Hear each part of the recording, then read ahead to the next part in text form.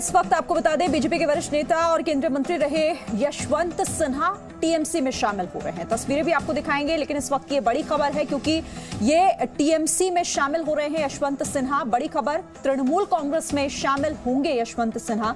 Bharatiya Janata party को झटका देते हुए, हालांकि एक लंबे समय से वो उनकी जो नाराजगी थी और जिस तरह से उनके बगावती तेवर हमने देखे, अब ये फैसला उन्होंने लिया है, तृणमूल कांग्रेस में वो शामिल हो रहे हैं। तस्वीरें भी आपके सामने हैं।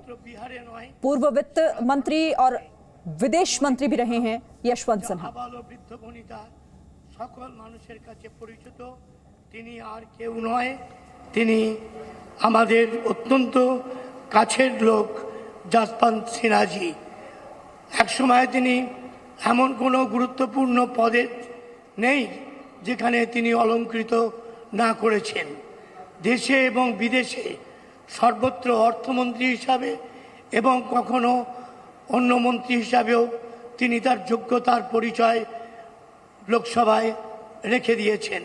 তার বক্তৃতা শোনার জন্য বাইরের বহু মানুষ হাজির উপস্থিত থাকত লোকসভায়, এবং আমরা আজকে তাকে পেয়েছি। আমরা অত্যন্ত আনন্দিত, গর্বিত। এবং जनता पार्टी को झटका देते हुए ममता बनर्जी की पार्टी यानी टीएमसी में शामिल हो गए हैं और हो रहे हैं इस वक्त ये तस्वीरें। उन्हें औपचारिक तौर पर ये शामिल कराया जा रहा है। अगर यशवंत सिन्हा की बात करें तो काफी दिनों से उनकी नाराजगी और जिस तरह से वो पार्टी के खिलाफ काम कर रहे थे, बयानबाजी कर रहे थे, उससे हालांकि इस तरह की बातों से इनकार नहीं किया जा सकता था कि वो कोई इस तरह का फैसला ले सकते हैं। तो अब टीएमसी में यानी तृणमूल कांग्रेस में यशवंत सिन्हा शामिल होने जा रहे हैं। कोलकाता में टीएमसी दफ्तर से ये तस्वीरें आप देख रहे हैं, जहां पर इस वक्त यशवंत सिन्हा आपको दिखाई दे रहे हैं। राजनीतिविद हिसाबे सारा भारतवर्षे दो तस्वीरें आपके सामने हैं इस वक्त। टीएमसी दफ्तर से ये तस्वीरें जहां पर यशवंत सिन्हा जो अब टीएमसी में शामिल हो रहे हैं, और दूसरी तरफ वो तस्वीरें आप देख रहे हैं ममता बनर्जी। हालांकि इस तरह की बयानबाजी वो पहले भी कर चुके थे कि बंगाल का चुनाव देश का भविष्य तय करेगा, और अब वो टीएमसी के साथ है। हालांकि बीजेपी से बगावत उनकी, बीजेपी से नाराजगी और उसके खिलाफ जिस तरह की बयानबाजी, लेकिन अब ये तस्वीरें बहुत कुछ कहती हैं। सीधे रुख करेंगे, ब्रह्म प्रकाश दुबे हमारे साथ है। ब्रह्म प्रकाश दुबे, यशवंत सिन्हा, तस्वीरें भी हम देख रहे हैं अब टीएमसी के साथ।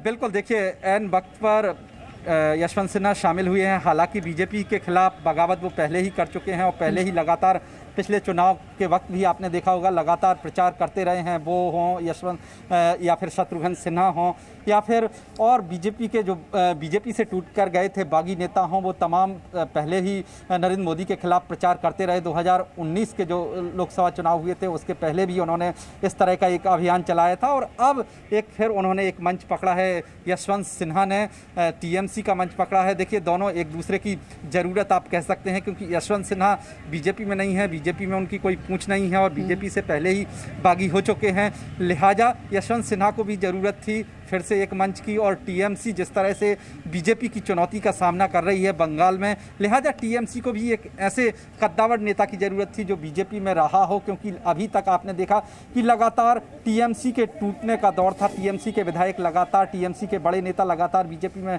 शामिल होते रहे हैं। ऐसे में बीजेपी से पहले ही बागी हो चुके यशवंत सिन्हा से टीएमसी को कितना सहारा मिलेगा ये चुनाव में पता चलेगा। लेकिन फिलहाल जो खबर है कि यशवंत सिन्हा शामिल हो गए हैं टीएमसी में और बंगाल चुनाव में प्रचार भी करेंगे।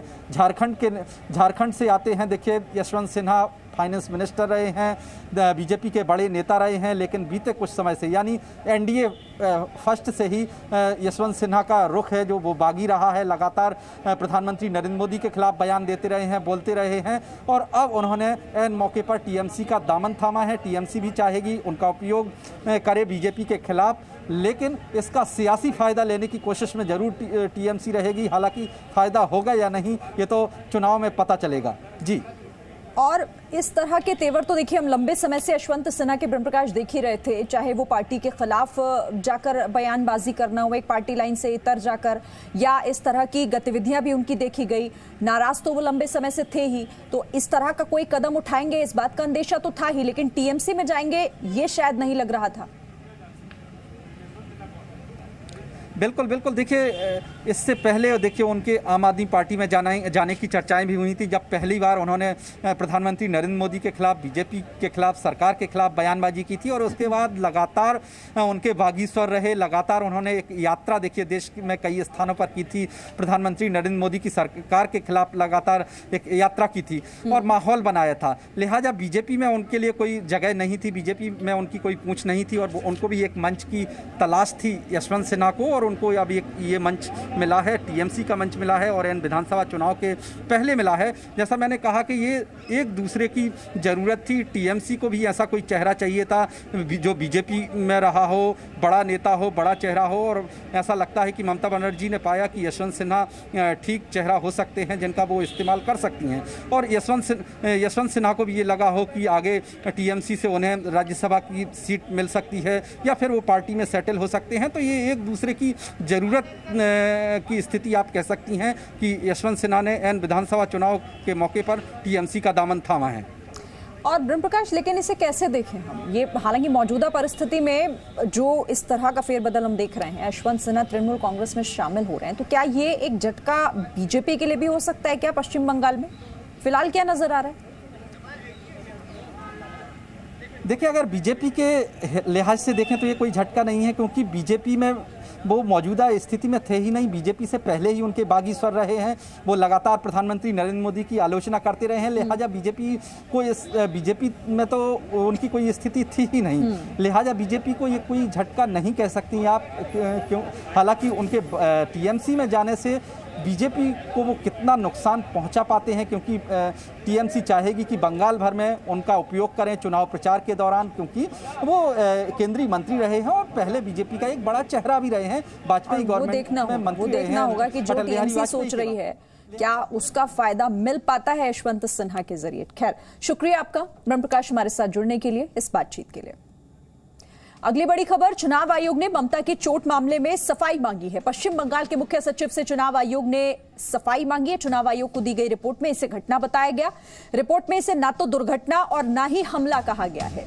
इलेक्शन कमीशन ने पूछा है कि दरवाजा किसने बंद किया या फिर ये दुर्घटना कैसे हुई है, अगर दरवाजा किसी ने बंद किया तो किसने किया, ये इलेक्शन कमीशन की तरफ से पूछा गया है। रिपोर्ट में दुर्घटना या हमले का जिक्र नहीं किया गया है, किसी पिलर का जिक्र रिपोर्ट में नहीं है। तो ये वो तमाम बातें जिसका जिक्र किया गया है चुनाव आयोग को दी गई रिपोर्ट में, इसे घटना कहा गया है, न तो दुर्घटना और न ही हमला, दोनों ही बातों का जिक्र इस रिपोर्ट में नहीं है।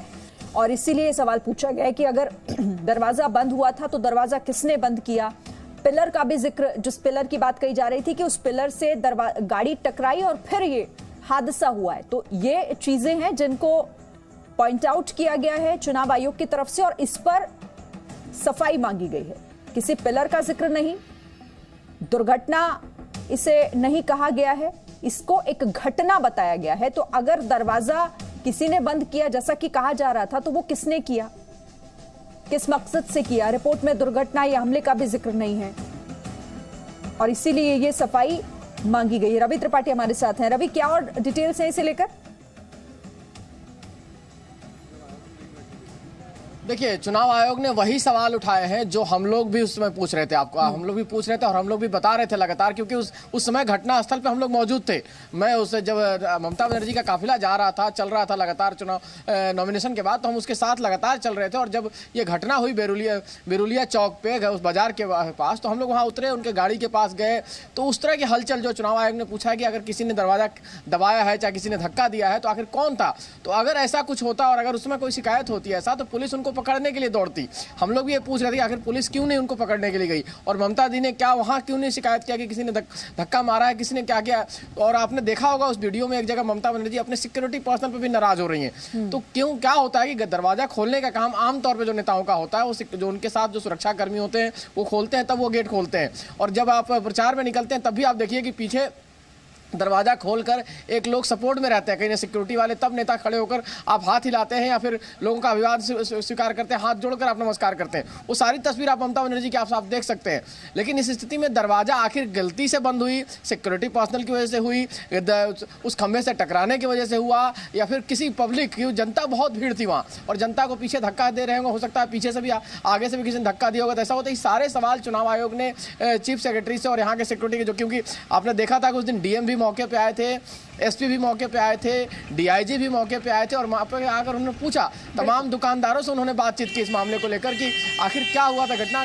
कुछ वीडियो फुटेज भी उन्होंने लिए है, जो मीडिया के माध्यम से जो उन्होंने दिखा वो भी उन्होंने लिया है, और वहाँ के लोगों ने जो वीडियो रिकॉर्डिंग की थी, किसी ने फेसबुक लाइव किया था, उस सारे वीडियो रिकॉर्डिंग लेकर पुलिस गई है। तो अब चुनाव आयोग ने ये सारी चीज़ें पूछी है और इसको एक घटना माना है। जाहिर सी बात है, लोग भी यही मान रहे हैं कि ये गलती से हुई घटना है, जिसमें किसकी गलती है इसको कहा नहीं जा सकता कि सिक्योरिटी वाले की गलती है, किसी पब्लिक की गलती है या उस खंभे की गलती है। अब ये कहा नहीं जा सकता और अब इसमें जवाब देना पड़ेगा। हमला कहा जा रहा था टीएमसी की तरफ से, तो दूसरी तरफ इसे कहा जा रहा था कि ये एक दुर्घटना, ये एक हादसा हो सकता है, लेकिन इस रिपोर्ट में इसे घटना कहा गया, ना ही दुर्घटना और ना ही हमला। बिल्कुल बिल्कुल, देखिए कई बार ऐसी घटनाएं होती हैं, छोटी छोटी घटनाएं चुनाव के दौरान में होती रहती हैं और उसको चुनाव आयोग ने इसलिए घटना माना है कि उसके पास जो चीज़ें गई हैं, जो रिपोर्ट्स मांगे गए, चाहे चीफ सेक्रेटरी से मांगे गए, चाहे डीजीपी से मांगे गए, चाहे पुलिस के हिसाब से मांगे, तो जो बातों में निकल के आ रहा है, देखिए मीडिया रिपोर्ट्स भी का भी हवाला लिया जा रहा है, इसमें मीडिया रिपोर्ट्स भी है, वहाँ के लोगों से बातचीत है, और ये जो तथ्य को देखने के बाद चुनाव आयोग को भी लगता है कि ये घटना है और घटना की वजह से ये हुआ है। और ममता बनर्जी भी पहले तो उन्होंने कहा था, लेकिन बाद में उन्होंने सबसे शांति की अपील की और सारी बातें कही, तो कहीं ना कहीं एक कंफ्यूजन था कि आखिर हमला हुआ तो हमला करने वाले लोग कौन थे, क्या पुलिस ने उनको पकड़ने की कोशिश की, चाहे उनके सिक्योरिटी वालों ने उसमें कहा कि किसी ने धक्का दिया है, तो ऐसी कोई चीज उस जगह पे मौके पे नहीं लगी। ठीक है, बाद में 8 रवि, मिनट माफी के साथ आपको रोकना चाहती हूँ। यशवंत सिन्हा टीएमसी में शामिल हो रहे हैं, सीधे उनको सुनते हैं। दो शब्द निवेदन करूं इसके पहले कि मैं आपसे दो शब्द निवेदन करूं, मैं एक सुखद समाचार आप लोगों को देना चाहता हूं, ये जो ज्वाइनिंग है उसके अलावा, और वो ये है कि आज डेरेक ओबेरॉय जी का जन्मदिन है और उनका 60वां जन्मदिन है, जो बहुत ही विशेष है। तो इसलिए आप सब लोगों की ओर से हम उनको आज के दिन की शुभकामनाएं और बधाई देने का काम करता हूं।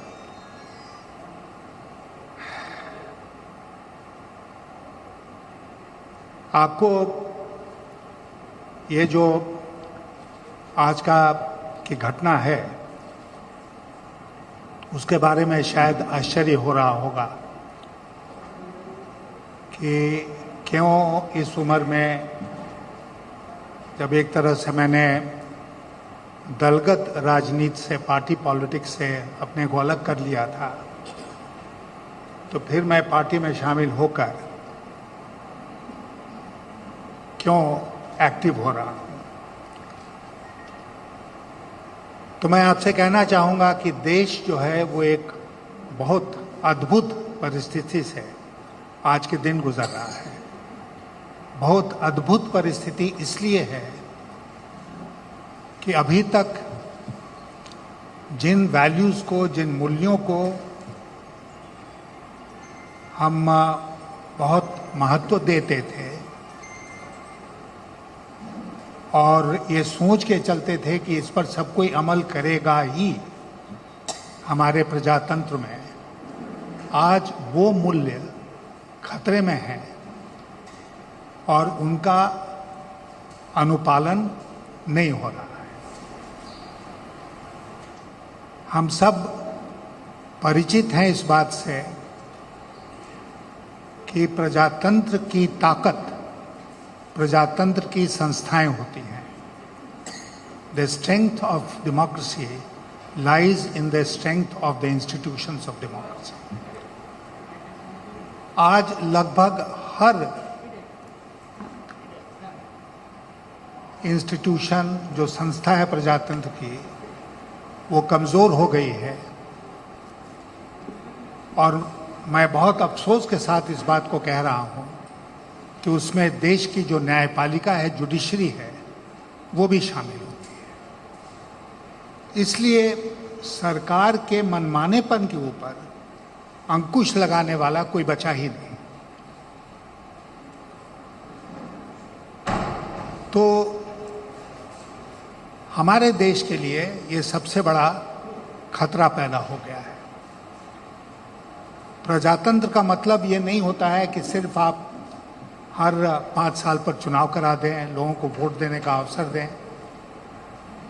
प्रजातंत्र का मतलब होता है कि जो सरकार बनती है, जो प्रतिनिधि चुने जाते हैं, वो 24/7 के बेसिस पर जनता के प्रति अपने कर्तव्य का पालन करते रहे। तो आज आप देख रहे हैं कि हमारे देश में क्या हो रहा है, और ऐसा लगता है जैसे कि किसी को कोई चिंता नहीं है। आज इस देश का किसान उद्वेलित है। जो किसान पैदा करता है, जो हम खाते हैं, अन्नदाता है, वह दिल्ली के सरहद पर बैठा हुआ है और किसी को कोई चिंता नहीं है। मजदूर पलायन करके रोजी रोटी की तलाश में गए, फिर किस परिस्थिति में पैदल वापस होने के लिए मजबूर हुए, वो दृश्य हम सब लोगों ने देखा है। आज वो भी त्रस्त हैं।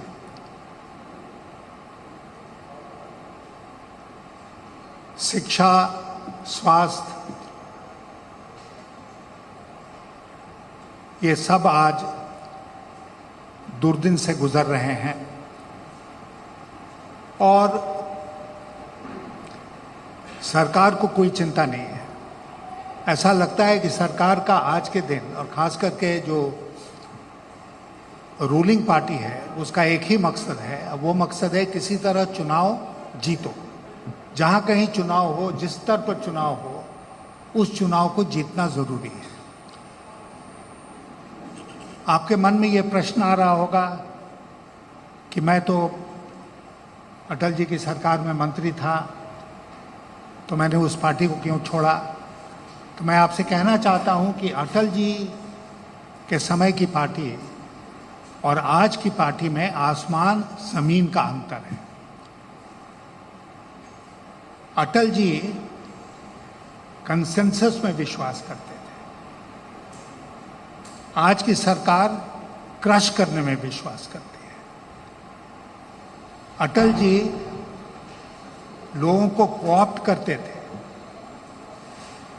आज की सरकार लोगों को कॉन्कर करना चाहती है, उनके ऊपर जीत हासिल करना चाहती है।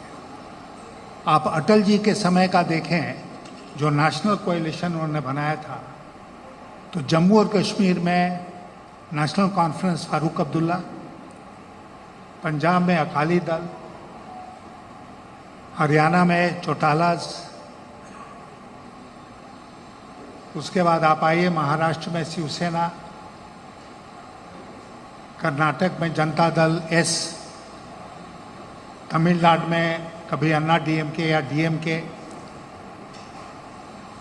आंध्र प्रदेश में टीडीपी, उड़ीसा में बीजू जनता दल, बंगाल में ममता जी, असम में असम गण परिषद, बिहार में नीतीश कुमार की पार्टी। उन्होंने एक नेशनल कोएलिशन सच माने में बनाया, और ये कभी उनकी इच्छा नहीं रही कि इनको दबा दो, इनको बर्बाद कर दो, और वो जो स्पेस खाली होता है उसको स्वयं के लिए ले लो। तो टीएमसी में शामिल होने के बाद आप यशवंत सिन्हा को सुन रहे थे, जो कह रहे हैं कि देश में लोकतंत्र खतरे में है। छोटा सा ब्रेक यहां पर लेते हैं। Presenting B News app available on Google Play and App Store. Download it now.